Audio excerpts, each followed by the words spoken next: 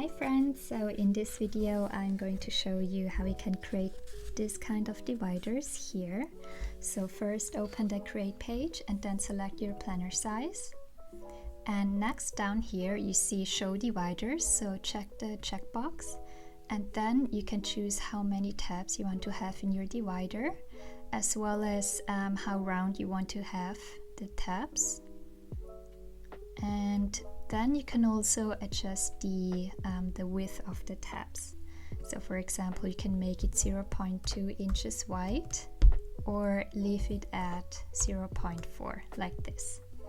And then next, on the right page, we want to have a cover like this, which is a circle and a text in the middle, but you can also leave it empty if you want.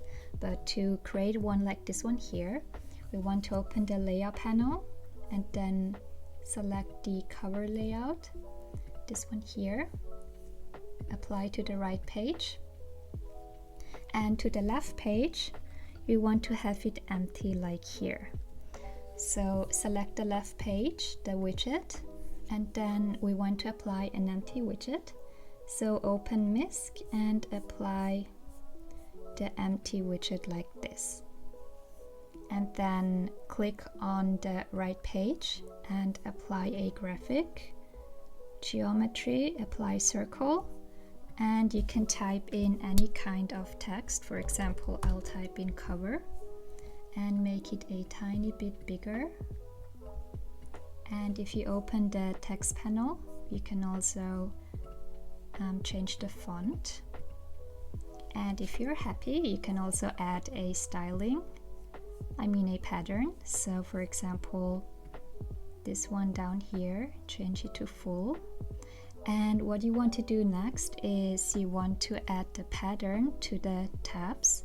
So if you see here on the left page, on the left panel, you have a background on divider option. So click there and it will drag the pattern to the tabs like this.